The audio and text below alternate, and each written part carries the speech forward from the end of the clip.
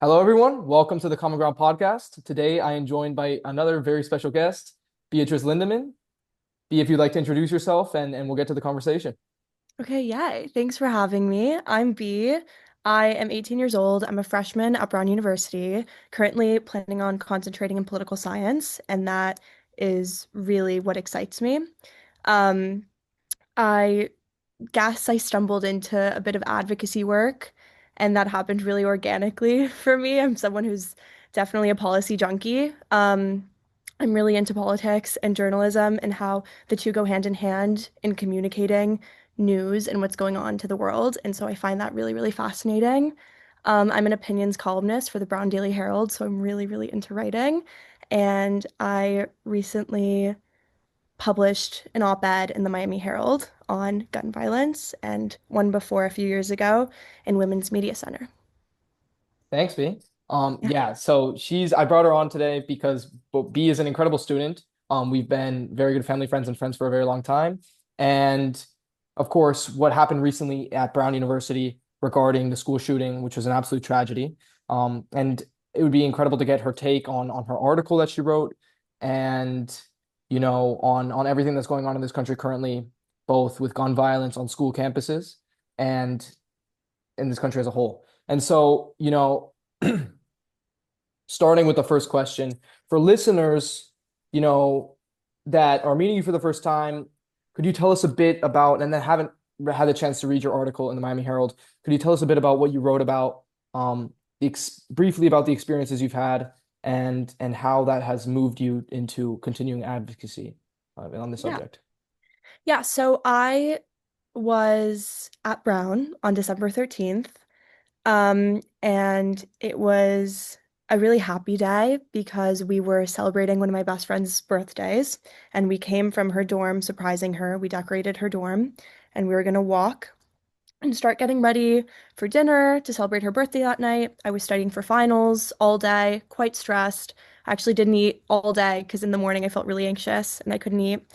And I was walking on the main green with my friends. The main green, for those who don't know, is the happiest place on campus. Everyone loves to sit outside together, play music, throw frisbees. It's just a really happy, beautiful place at Brown, my favorite place. And so we were walking, and I was walking um, with my friends by a classroom, by buildings that I entered every day. And all of a sudden, my best friend at Brown sent me a text, and it was a screenshot of a post on Side Chat, which is kind of like Reddit for Brown University students. And it said there was a shooting about a block away from where I was. And it said, I'm being dead serious. Two people were just shot outside of Barrison Holly. And so immediately I gather my friends, we run to the nearest building, which was Friedman Hall, which is where I had two of my poli sci classes all semester. And the door was unlocked, the main door. We sprinted in. We just went to the bathroom because I didn't want to risk being in a huge open lecture hall. And in those moments, you really just don't have much time to think. So we turned the corner, went to the restroom, which I had entered many times, and now went to the biggest stall in the end, hid, and finally it started to set in. And that was really, really terrifying. And the feelings that I had once felt a few years ago came back. And I kind of was in disbelief because what got me through the first experience was the thought that what are the odds that this could happen again? And it was like, this is such a traumatic thing, but it's over now. And I was brought back to that. So that was really hard. My friends wanted to barricade the door because we soon realized that the main bathroom door didn't have a lock. So now the front door to enter the building was unlocked, and so was this bathroom. So we felt really helpless. And they wanted to barricade the door. I wanted to stay as far away as possible, so I hid on the floor and um, messaged my parents, messaged my brother, my best friend. Didn't want to message my little sister because I didn't want to scare her. And I started getting alerts on side chat, and I never open side chat. I'm not really on that, but that's where I was getting my information from because it took 10 minutes after I received the initial text from my friend. It took 10 minutes for the school to alert us that there was an active shooter. And that's a really long time. And so I was getting alerts from side chat because that's where everyone was posting. They posted a screenshot of the street of Thayer, which is right outside. I had been walking up and down it all day. That's where I got my matcha in the morning. Like, it was so crazy to see our campus totally locked down. FBI had arrived, so many police cars. It was really unreal. It just didn't feel real. And um and there wasn't an alert that he had been caught. We were really petrified, didn't move for quite some time. Um, and eventually, a few hours later, after getting all these alerts, the SWAT team entered, and we heard them with their boots, and they were yelling for people to come out, and it was really, really terrifying. And eventually, they entered with the biggest guns I had ever seen in my life, kind of ready because they have to be ready. And that was really terrifying, that image. And we had to like walk like this, like imagine five 18-year-old girls with their hands up, like crying, out of the bathroom. And they put us into the closest classroom, which is the classroom that I had sat through all my lectures all semester. And that felt really surreal. And there were big windows, so we had to crawl on the floor. Um, and hide in a corner. Again, still not knowing what's going on, but at least knowing SWAT was there searching the building, but then they were leaving again. And so finally, minutes later, a police officer came in to wait with us, and he was armed. And so that gave us a little bit of relief, but everything was really unlocked. It just did not feel safe. Nothing, there was no real sense of relief for a while. Um, and we Yeah. stayed with this police officer for so long. I hadn't eaten anything since like 10 a.m. and I had like a little bit of yogurt because again, I was studying and I was really stressed about finals. And it was late in the afternoon. And by this time it was nighttime that the police officer was with us.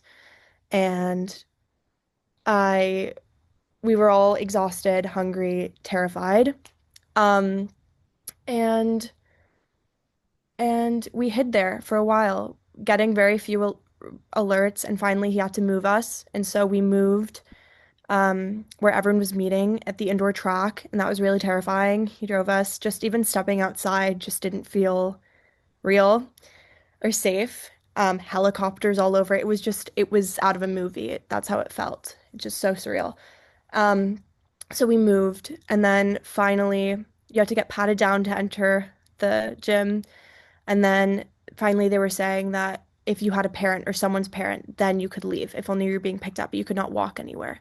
And we were like, okay. And my amazing friend, her mother, drove down from New York, which is like a 4 hour drive, to pick us up and was so lovely and gracious. And I could not have been more grateful in that moment.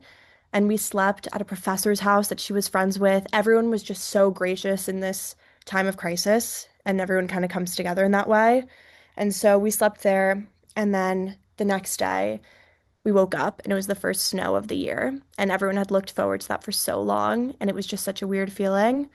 Um, and packed up my things as quickly as possible, hugged my roommate when I saw her, hugged my friends in my building, and packed really quickly, took an Uber to Boston, and hopped on a plane. And that was um, short or long, not sure how I covered that, but um, that's that's kind of how it went, and it felt very much like a whirlwind. I was getting texts from everyone I've basically ever known. Um, and it was kind of unbelievable. And I remember the first time I sat on the plane was the first time it really hit me and like really hit me because before I was just moving from place to place, like trying to just do what I was told. And so that first moment of processing hit me really heavy. And that's when I started writing a draft of this article. Um, because I've just always been a writer. That's how I cope. I didn't think it would really turn into anything. Those weren't my intentions, but it's just a really cathartic practice to me, for me. So that's kind of how it happened. Um, and um, and we've all really come together, the girls that I was with during it. We've talked here and there about it and processed and supported each other. Um, but writing has really been kind of my outlet. Yeah. I greatly appreciate you for sharing your story. Um, you know, no student should ever have to go through what you did. Um, and it is, beyond that you had to live through that. It is absolutely horrific and terrifying. And thank you for shedding light on your emotion through those moments. You said you got on the plane the day after. Have you been back to campus since? And do you think have you heard friends who have been back and ha has life changed since the event in Yeah. December? So, I mean, the day after, when I got to my dorm to pack up my things, it just, it didn't feel the same whatsoever. Um, Brown, I don't know if you know, but is known as like the Happy Ivy. Yeah. It's a joyful place. Um, and obviously that was really taken away. Um, I was, a floor mate of mine was hurt, um, in the shooting and was hospitalized. So I was checking in on him, um, and sending messages of support.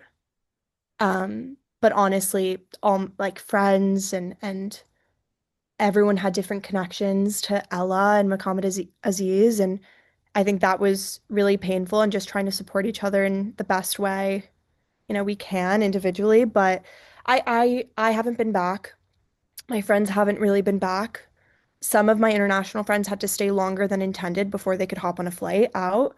Um, but it just didn't feel the same. And I think it'll take some time, but the community definitely is close and like I said, a joyful one. It's a really magical place. And so I don't have any doubt that we're going to come together and support each other. Yeah. No, I don't have any doubt either. Like you said, like you mentioned, in times of crisis, people come together, and it's a Yeah. beautiful thing. It's a horrible thing what happened, but it's a beautiful thing how a community can really unite. Um, Right. Unfortunately, we saw, I mean, throughout 2025 was a crazy year. We saw a lot of incredible things and a lot of horrible things happen. Right. Um, one of the horrible things, was there were far too many school shootings in this country. Right. And far too many students lost their lives for, you know, no reason at all. So do you see a day where students in the United States will go to school carefree, where students will not be afraid um, to attend class in any capacity, and where school shootings will drastically, go down? Yeah. I mean, I think the most important thing is to be hopeful because if we're not hopeful, then what's the point of trying to fix anything? I would say something really interesting through this experience is that as empathetic as adults try to be, their generation didn't go through this. And so that's an interesting thing that we haven't always had this issue. And so is there hope to return to a different time or different circumstances when attending school? I think absolutely. And that starts with real reform and listening. And I think anything's possible. I think anything's possible. And I also think that what's really exciting is that we're the future. And I think our generation is incredibly aware of what needs to change, what needs to happen. The gun violence threat is all too familiar, growing up in lockdowns in this country. And so I do think people have an incentive to vote and to change policy and affect it. And so I am hopeful of that. Yeah, I am as well. I think, coming back to this, I mean, concept of coming together, we can't change the fact that there will always be people in this world trying to harm others. People that seek violence and seek to bring on the pain that they feel themselves, right? Right. Like the school shooter at Brown, and then he followed and shot a professor at MIT, right? So we'll never face a day where there aren't people that are trying to bring harm, but I think we can alleviate it by coming together, truly, um, by not bickering about minor issues when it comes to gun violence, and by realizing this is a major issue. Hmm. And some students and some parents don't realize it's a major issue until their students face it themselves. Right. Um, and so, thank you so much for coming on and actually bringing awareness to this. But, you know, decades ago in Australia, there was a gun buyback, in which there was a terrorist attack, and they bought back the guns in Australia, and they drastically reduced gun violence. We saw again, unfortunately, there was the Bondi Beach shooting, but up until then, there hadn't been much violence. Right. Do you see that that could be possible in some instances? Are there any, you said you love policy, so what possible policy changes could there be to reduce the amount of guns being sold and possibly, being used in this country? I think what gets me excited is that I'm not making this up, where I'm not coming up with ideas myself. Like these things have been proposed, they've been implemented in other places, they've worked. So we know the power behind these changes. I mean, I have so many, I'll spare you, but I mean, universal background checks is a really big deal for all gun sales, even private sales, gun shows, everything like that. It just reduces the number of guns reaching people with histories of violence, or severe instability, and that's really important. Yeah. Banning military style, like assault weapons, semi-automatic rifles. 11 states have already implemented this, and there is so much data out there. I actually had a wonderful TA this semester whose PhD work was all on gun policy, and that was so interesting. So I emailed him after this and just thanked him for what he was doing. But there's a lot that's being done in certain places, and more needs to be done. But we know that changes can work, and they and different laws make a difference. I also think things like federal funds should be allocated to community violence intervention programs and like mental health resources. There's just so much that can be done, and I just don't want to be in a mindset uh in of focusing Helplessness, on right? aftermath. Yeah, and actually focusing on prevention, because I think people are so sick of thoughts and prayers. They're appreciated, but if you're a lawmaker, you owe us more than thoughts and prayers. You owe us change. I also think things like red flag laws and stuff like that, where people close to an individual or law enforcement can petition a judge to temporarily take away a firearm from an individual who is showing dangerous behavior, or something that could be dangerous. So there's just so much that could be done. And that is implemented in other places of the world, like you said, like Australia. Even after the Bondi Beach shooting, immediately the day after, policy was being introduced. That's how change comes to be. We need to act. I also think that thinking of this as an abstract issue is actually really problematic, because it becomes theoretical. And if responsibility, if the debate is abstract, then responsibility becomes theoretical. And if responsibility becomes theoretical, then it's really easy to say, well, if X, Y, and Z, and you're not thinking about it in a real way, and you're not thinking about it as something that is real or preventable.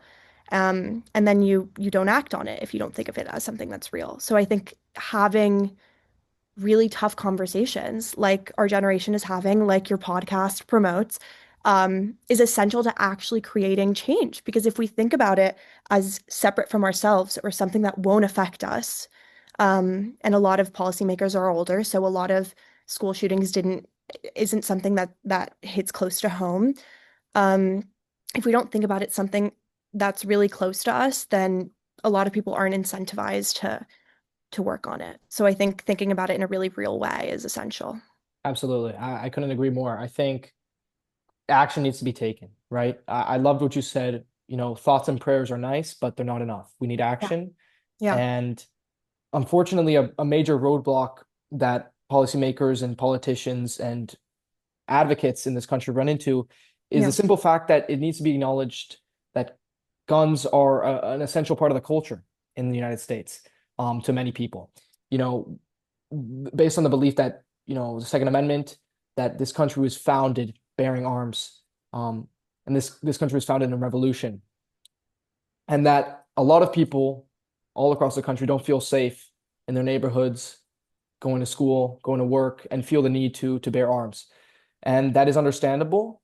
But like you said, there are so many ways to mitigate what is Yeah. going on, right? To not give licenses or not to give the guns to people who have mental instability, to people who have backgrounds of violence, like you said.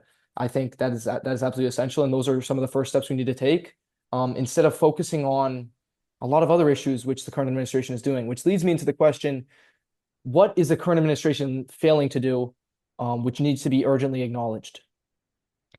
I mean, and I really do want to focus on bipartisan efforts. But since you asked the question about this current administration, not enough, not nearly enough. Um, Firstly, the language surrounding it is weak. It's not acknowledging the gravity of the situation. It's not, and I think it's because it's becoming normalized in Yeah, this country. It's like every day. So what are you going to say? But for those affected, this is something fresh. This is so overwhelming. It kind of takes over your whole mind. I'm still processing and every day is different and you have different waves of grief and anxiety. But I would say again, gun violence can feel really distant if you're not in it. And I think our current president just has not done enough, but also even just from specific things like executive orders early 2025, um, he was just rolling back regulations, um, and basically limiting anything that could possibly infringe on the Second Amendment. And the Justice Department set up a task force dedicated to defending broad gun rights. Um, and it's continuously moving to roll back regulation rather than enforcing gun reform due to these tragedies, due to this public safety problem that we live in. And so it's really frustrating to see that because I've taken many politics classes in high school and in college. And when you're reading about what he's doing about an issue that is, so personal, it's really frustrating. So I think some of the changes that I talked about before, I would love to see implemented, and I think that could create great change. Um, but I mean, he's even closed down the Federal Office of Gun Violence Prevention, which gun violence prevention is not, in my eyes, political. That's limiting violence. That's protecting your constituents and your citizens. So just reading about this is really frustrating. So again, just some of the policies that I mentioned, which again, some have already been implemented in some states, um, but definitely need to be more widespread, I think would make the biggest difference. I think, yeah, I completely agree again. Um, what I'm sensing is kind of a total of feeling of apathy from this current administration, from Right. Trump. And, like you said, sometimes it doesn't touch them as it touches the younger generation. They didn't have to go through what we're going through, and they didn't have the same fear that we're going through. At the same time, there's a lot of parents, there's a lot of grandparents who really feel concerned. But I think we need to take a step back from the political game and look at it as a macro issue, which is that students aren't safe, people aren't safe roaming the streets, and if the only way to feel safe is by bearing a gun, maybe the issue Right. is the gun itself, Right. right? So, I think it needs to push, like a lot of the issues in this country that we're facing right now, it needs to push past politics. It needs to push past opinion, and it needs to go down to the facts. The fact that there were 200 over 220 shootings in the country in this last year is is absolutely ridiculous. There shouldn't be any, zero. The fact that there have been two lockdowns within the last year at the school I attend, in Miami, two lockdowns, two threats is Yeah. absolutely ludicrous. And the fact that you and other students and students lost their lives where you go to university, where you pay, uh, I mean, and all the students that go pay ridiculous amounts of tuition should feel safe Right. and are being backed by our government and one of the pioneers of the students of this country can't feel safe. That needs to change. And so I once again thank you so much for Thank you. sharing your voice. And one departing message, which I like to ask all my guests, which is if there was a one message would you like to share to the youth, to politicians, and to the world as a whole to hopefully bring us together to fight gun violence, what would it be? Well, we can and must do more. I would say be loud. I have called so many representatives since this happened, and sure, that's a little anxiety, it makes me a little anxious, but it's so important to communicate as a constituent. They are our representatives. We need to communicate how we feel and what we want to see implemented. So I'd say be loud, vote. It's so important. It's so huge. Um, and read as much as you can, educate yourself on policy, on what's going on in the world. I kind of stumbled into this, like I said, out of natural frustration and felt helpless. And the one way I felt, for me personally, I could create change was by writing. I love writing. That's how I communicate. I find it really important, but everyone's different, and no action is too small. So I'd say be loud, be hopeful, and don't give up because we know how important it is to fight for our generation to create a better world. And we're not going to stop doing that just because we have some pushback. So we're the fight is just getting started, but justice and love is going to win, and everyone deserves to be and feel safe. Absolutely. Well, thank you so much, B. I'm going to Thank you. share her link to her article in the Miami Herald down below. If you'd like to continue checking out her work in the Brown Herald as well. And thank you so much for joining me today on this call. I hope Having me. that everyone can take away a little bit from somebody who lived one of the largest atrocities that's going on in this country and how we can build on each other and together to make this country a safer and better place where justice Yeah, reigns. totally. Thank you. Thanks, B.